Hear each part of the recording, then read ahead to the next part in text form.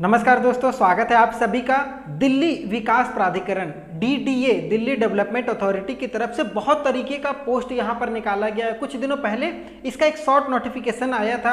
अगर आप मेरे टेलीग्राम चैनल से जुड़े होंगे तो उस पर मैंने उसका लिंक दिया हुआ था और अभी इसका फुल नोटिफिकेशन जारी कर दिया गया है। क्या पोस्ट है, किस पोस्ट के लिए कितना एलिजिबिलिटी चाहिए, कितना एज होना चाहिए और सबसे महत्वपूर्ण है सिलेक्शन प्रोसेस क्या होने वाला, एज, सैलरी, सिलेबस, सारा कुछ हम लोग बात करेंगे इस पूरे वीडियो में। ध्यान से देखिएगा। तो भर्ती कहाँ से निकली है? DDA की तरफ से, मतलब दिल्ली विकास प्राधिकरण, दिल्ली डेवलपमेंट अथॉरिटी। ये दिल्ली आजकल चर्चा में भी रहती है, आप सभी परिचित हैं और उसी दिल्ली से ये भर्ती निकल करके आई है। बहुत तरीके का यहाँ पर पोस्ट निकला हुआ। अब अगर हम लोग टोटल सीट की बात करेंगे तो टोटल सीट लगभग 600 के लगभग में, 638 से 687 के लगभग में टोटल सीट है। कैलकुलेट कर लीजिएगा और वीडियो देख लेने के बाद। तो लगभग अगर बात करें एक एवरेज में भी तो 600 अगर सीट है तो 600 सीट बहुत बड़ी होती है अपने आप में। 600 सीट पे ये पूरी भर्ती निकल करके आई है। फॉर्म जो चालू हो रहा है वो 3 जून से चालू होगा और 2 जुलाई तक आप फॉर्म भर सकते हैं। मतलब 1 महीने का आपके पास में समय है। ऑनलाइन के माध्यम से फॉर्म को भरना है। वेबसाइट का लिंक मैंने डिस्क्रिप्शन में भी दिया हुआ, आप वहाँ से भी भर सकते हैं। तो 3 जून से 2 जुलाई नोट डाउन करके इसको रख लीजिए, दिमाग में बैठा लीजिए, चाहे तो स्क्रीनशॉट मार करके इसका रख लीजिएगा। एग्जाम की बात करेंगे तो एग्जाम बोला गया एग्जाम 1 एग्जाम 2, मतलब 2 स्टेज में होगा। किसी में 1 स्टेज है, किसी में 2 स्टेज है। अगर 2 स्टेज है तो हो सकता है एक मेन हो, एक प्री हो, या फिर एक इंटरव्यू होगा, एक प्री होगा, इस तरीके से होगा।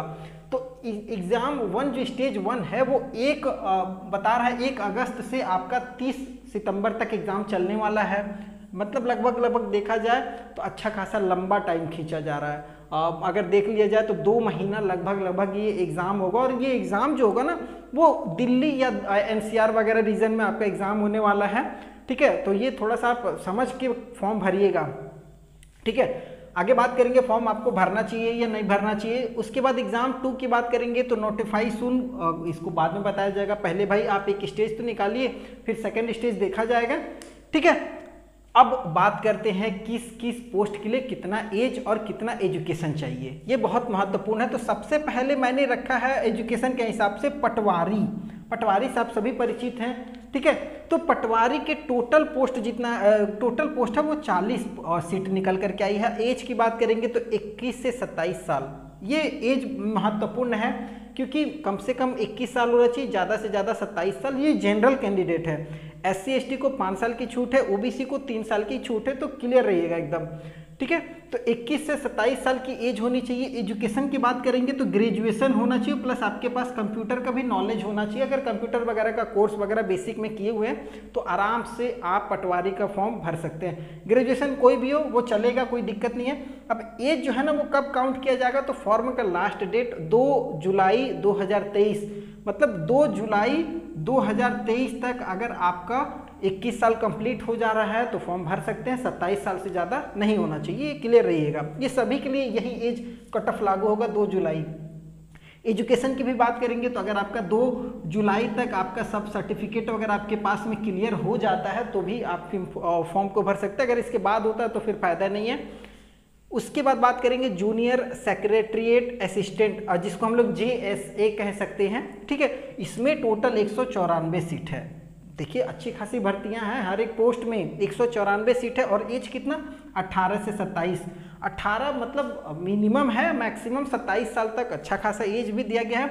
और क्या एजुकेशन है, मात्र 12th पास होने के साथ साथ टाइपिंग आपके पास होना चाहिए। टाइपिंग का नॉलेज हो, इंग्लिश में 35 वर्ड, हिंदी में 30 वर्ड पर मिनट के हिसाब से टाइपिंग अगर आपको आती है तो आप इस फॉर्म को भर सकते हैं। ठीक है, टाइपिंग वाले थोड़ा सा ध्यान दीजिएगा। अगर आप शुरुआती स्टेज में भी हैं तो आप थोड़ा सा अच्छा प्रिपरेशन कर लीजिए, फॉर्म को भरिए और अच्छा खासा तैयारी कीजिए, आराम से चांस बनेगा। 194 सीट है टोटल। जूनियर इंजीनियर सिविल की भर्ती बहुत ज़्यादा यहाँ पर निकाली गई है, 236। क्योंकि दिल्ली में थोड़ा सा डेवलपमेंट को लेकर के हमेशा सरकारों के बीच में खींचातान रहती है। तो इंजीनियर भाई सिविल वाले जो भी हैं वो फॉर्म देख लीजिएगा। 18 से 27 साल एज चाहिए, कम से कम 18, मैक्सिमम 27 साल। एजुकेशन जो बोला गया वो डिप्लोमा आपका सिविल से होना चाहिए और इसके अलावा कोई ज़रूरत नहीं है, बस डिप्लोमा होना चाहिए सिविल से। तो आप जूनियर इंजीनियर सिविल के इस पद पर आवेदन कर सकते हैं। असिस्टेंट सेक्शन ऑफिसर 125 सीट है, जिसको हम लोग ASO कह सकते हैं। 125 सीट असिस्टेंट सेक्शन ऑफिसर की। मैक्सिमम जो एज है वो 30 साल है, मतलब 30 साल से ज़्यादा आपकी एज नहीं होनी चाहिए। एजुकेशन क्या चाहिए? बैचलर डिग्री मतलब ग्रेजुएशन प्लस कंप्यूटर का नॉलेज होना चाहिए। ठीक है, ग्रेजुएशन आपका कोई भी हो सब चलेगा, उसके साथ साथ अगर आपके पास कंप्यूटर का भी नॉलेज है तो बहुत बढ़िया है, आप इस फॉर्म को भर सकते हैं। 125 सीट है। नायब तहसीलदार, जी हाँ, नायब तहसीलदार के 4 पद पर ये आवेदन लिया जा रहा है। टोटल 4 सीट है। 21 से 30 साल के एज के कोई भी कैंडिडेट, मिनिमम 21 साल मैक्सिमम 30 साल। डिग्री होनी चाहिए, मतलब ग्रेजुएशन 50% किसी भी बोर्ड से, किसी भी ट्रेड से, किसी भी एजुकेशन से, किसी भी सब्जेक्ट से 50% ग्रेजुएशन होना चाहिए। प्लस आपके पास थोड़ा सा रूल वगैरह का नॉलेज, लॉ वगैरह होता है या फिर रेगुलेशन वगैरह का, क्योंकि भाई आप तहसीलदार हैं तो आपके पास ज़मीन से जुड़ा हुआ या फिर बहुत सारे ऐसे मुद्दे होते हैं जो आपको सुलझाने पड़ते हैं। वो सब सारी चीज़ों की अगर आपके पास नॉलेज है, जानकारी है, या फिर आपने कोई कोर्स वगैरह भी किया हुआ है या लॉ वगैरह भी किया हुआ है, तो आपके लिए बहुत बढ़िया यहाँ पर चांस रहेगा। 50% अगर ग्रेजुएशन में है तो। सर्वेवर की बात करेंगे तो 13 सीट पे भर्ती निकाली गई है। 18 से 25 साल के कोई भी कैंडिडेट भर सकते हैं। इसमें डिप्लोमा मांगा गया है। डिप्लोमा या फिर NTC मतलब 2 साल का अगर आपने ITI वगैरह सर्वेवर से किया हुआ है तो फिर आप इसमें भर सकते हैं। तो उसके साथ साथ 2 साल का एक्सपीरियंस भी चाहिए। डिप्लोमा या ITI दोनों में से कोई एक होना चाहिए, प्लस 2 साल का एक्सपीरियंस हो अगर आपके पास में है तो आप ये सर्वेवर का फॉर्म भर सकते हैं अच्छे से। असिस्टेंट अकाउंट ऑफिसर, थोड़ा सा भाई ऑफिसर ग्रेड की है। 51 सीट है, तो इसमें एजुकेशन का थोड़ा सा अच्छा खासा होगा। मैक्सिमम एज 30 साल बोला गया है। और एजुकेशन जो वो CA चार्टर्ड अकाउंटेंट वगैरह जो है ना, वो इस फॉर्म को भर सकते हैं। या फिर कंपनी का कोई सेक्रेटरी वगैरह अगर आप है उस पोस्ट पे अगर आप वर्क कर रहे हैं तो भी आप फॉर्म को भर सकते हैं। या फिर MBA वगैरह अगर आपने मैनेजमेंट वगैरह फाइनेंस वगैरह से किया हुआ है तो फिर आप इस फॉर्म को भर सकते हैं। असिस्टेंट अकाउंट ऑफिसर के पद पर 51 सीट है। उसके बाद अगर बात करेंगे आर्किटेक्चरल असिस्टेंट की 9 सीट है। 30 साल मैक्सिमम एज होनी चाहिए। और डिग्री इन आर्किटेक्चर, आर्किटेक्ट से अगर आपने डिग्री वगैरह किया हो तो आप इस फॉर्म को भर सकते हैं। बेसिकली अगर बात करें ना तो ITI, diploma, 12th, graduation, BTech सब कोई यहाँ पर आवेदन कर सकता है। ऑनलाइन के माध्यम से आवेदन करना। बात कर लेते हैं फॉर्म फी की। ये बहुत महत्वपूर्ण है क्योंकि यही डिसाइड करता है कि आपको फॉर्म भरना है या नहीं भरना है। तो लड़कियां और SC ST विकलांग कैंडिडेट जो है ना, इनके लिए बहुत बेहतर अपॉर्चुनिटी, क्योंकि यहाँ पर कोई चार्ज नहीं लिया जा रहा। 0 रुपया एक्सेप्टेड है, इनको फ्री में छूट दी गई है। जबकि जनरल, OBC, EWS कैंडिडेट जो भी हैं उनको 1000 रुपये का फॉर्म फी लगने वाला है भाई। 1000 रुपये। अब आप डिसाइड कर लिए होंगे कि फॉर्म भरना है या नहीं भरना है। तो फॉर्म फी बहुत ज़्यादा है। इस टाइप के पोस्ट के लिए इतना फॉर्म फी बहुत होता है, जबकि अगर अदर स्टेट में देखेंगे तो इतना ज़्यादा फॉर्म फी नहीं लगता है। 1000 रुपये बहुत ज़्यादा होता है फॉर्म फी। और ये ऑल इंडिया बेसिस पे भर्ती निकल करके आई है, तो कोई भी कैंडिडेट आराम से फॉर्म को भर सकते हैं। अब रहा बात सिलेक्शन का, तो सिलेक्शन की अगर बात करेंगे तो एग्ज़ाम जो होगा ना वो आपका, मैंने आपको पहले बताया कि बहुत सारे में मेन होगा, किसी किसी में केवल प्री और इंटरव्यू होगा। तो जो एग्ज़ाम होगा वो दिल्ली या दिल्ली NCR वगैरह रीजन में हो जाएगा। बात करते हैं पटवारी का। देखिए मैं वही बता रहा हूँ जिसमें थोड़ा सा फोकस है लड़कों का, जिसमें नॉर्मल एजुकेशन मांगा गया। अगर पटवारी की बात करेंगे तो 40 सीट है। पटवारी में 2 बोला गया है, एक प्री होगा, एक मेन होगा। प्री की बात करेंगे तो जनरल अवेयरनेस और intelligence, reasoning, math, Hindi, English, computer, इन सबको मिला करके जो हम लोग कंपटीशन में बेसिकली तैयारी करते हैं, इन सबको मिला करके 120 क्वेश्चन रहेगा। 120 मार्क्स का मतलब हर एक क्वेश्चन एक नंबर का। 2 घंटे का ये पेपर होगा। प्री आपको पास करना है, कम से कम 40% लाना होगा। अगर प्री पास कर लेते हैं तब आप मेन दीजिएगा। मेन में भी यही सिलेबस रहेगा, लेकिन वहाँ जो क्वेश्चन रहेगा ना वो 200 क्वेश्चन हो जाता है।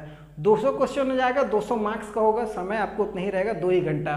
तो ये थोड़ा सा ठीक है, आराम से पटवारी में आप जा सकते हैं। नेगेटिव मार्किंग है 0.33, ठीक है। तो ये थोड़ा सा ध्यान दीजिएगा, 0.33 का नेगेटिव मार्किंग चलेगा। अगर बात करते हैं जूनियर इंजीनियर सिविल की, तो सिविल वाले ध्यान दीजिएगा, आपको आपके ट्रेड से सवाल रहेगा, प्लस नॉर्मल जो हम लोग कंपटीशन के reasoning, math, general awareness, English वगैरह से, इससे आपको मिला करके सवाल रहेगा। आपको फोकस करना अपने सब्जेक्ट से, सिविल से। तो टोटल 120 सवाल रहेगा, 120 नंबर का 2 घंटे का पेपर आपका भी होगा, नेगेटिव मार्किंग आपको भी 0.33 का है। तो आप अपने हिसाब से पूरा सिलेबस नोटिफिकेशन में देख लीजिएगा अच्छे से। उसके बाद बात करते हैं जूनियर सेक्रेटरीट असिस्टेंट, जिसको हम लोग JSO के नाम से कहते हैं। 12th पे 194 सीट है, इसका मैंने सिलेबस बता दिया है। जनरल इंटेलिजेंस से 50 नंबर का एग्जाम होगा, 25 क्वेश्चन रहेगा। जनरल अवेयरनेस से 25 क्वेश्चन रहेगा, 50 नंबर का। मैथ से 25 क्वेश्चन 50 नंबर का, और इंग्लिश से 25 क्वेश्चन 50 नंबर का। अगर टोटल बात करेंगे ना तो 200 नंबर का आपका ये पूरी पेपर होने वाला है। 200 नंबर का ध्यान दीजिएगा, 200 नंबर का पेपर होगा, 100 क्वेश्चन रहेगा, 1 घंटे का समय रहेगा। आपको 12th वाले जो भी फॉर्म भर रहे हैं प्री आपको निकाल लीजिएगा। फिर मेन में जाइएगा तो मेन में जैसे मैथ है तो मैथ में आपको 30 क्वेश्चन है, रीजनिंग में 30 क्वेश्चन है, तो ये एक पार्ट में बांट दिया जाएगा। ये दोनों एक साथ होगा तो 1 घंटे का इसमें समय दिया जाएगा। उसके बाद इंग्लिश लैंग्वेज और जनरल अवेयरनेस को एक साथ ले लिया जाएगा, 1 घंटा आपको उसमें दिया जाएगा। कंप्यूटर और स्किल वगैरह से आपका सवाल रहेगा, इस तरीके से 10 मिनट 15 मिनट का आपको सवाल रहेगा, तो 30 सवाल लगभग है। आप थोड़ा सा सिलेबस को देख लीजिएगा। तो आपको फोकस पहले प्री वाले को करके चलना है। प्री वाला अच्छे से अगर जाएगा तो फिर मेन का आराम से तैयारी कर सकते हैं। और बचा कुछ ऐसे पोस्ट है जिसका थोड़ा सा इंटरव्यू वगैरह है, जैसे आपका असिस्टेंट अकाउंट ऑफिसर, आपको प्री निकाल करके डायरेक्ट इंटरव्यू हो जाएगा। तो आप थोड़ा सा सिलेबस को ध्यान से देख लीजिएगा। नेगेटिव मार्किंग सब में दिया गया 0.33 अगर 1 नंबर का है। अगर मान लीजिए कोई क्वेश्चन 2 नंबर का है तो उसमें आपको 0.66 का नेगेटिव मार्किंग हो जाएगा। या फिर अगर कोई क्वेश्चन आपको 3 नंबर का दिया जा रहा है, मतलब एक क्वेश्चन पे 3 नंबर, तो आपका 1 नंबर नेगेटिव मार्किंग हो जाएगा। ठीक है, तो ये आपका बेसिक सिलेबस सिलेक्शन का प्रोसीजर है। अगर आप इसको क्वालिफाई करते हैं तो सीधा फिर डॉक्यूमेंट वेरिफिकेशन होगा। प्री में निकलने के बाद डॉक्यूमेंट के बाद मेडिकल अगर कंप्लीट होता है तो फिर आपकी ज्वाइनिंग हो जाएगी दिल्ली विकास प्राधिकरण, दिल्ली डेवलपमेंट अथॉरिटी में। और सैलरी की बात करेंगे तो सैलरी अच्छी खासी, क्योंकि ये गवर्नमेंट जॉब है। ठीक है, गवर्नमेंट जॉब है और अच्छी खासी हर पोस्ट के लिए अलग अलग सैलरी दी गई है। बेसिकली सैलरी की बात करेंगे तो 35-30 के ऊपर आराम से आप सैलरी उठा सकते हो, अच्छी खासी मिलने वाली है। और ये सब अच्छा पोस्ट है, रेप्यूटेटेड पोस्ट है। वीडियो पसंद आया तो चैनल को सब्सक्राइब कर लीजिएगा। फिर नए वीडियो मिलेंगे, तब तक के लिए जय हिंद।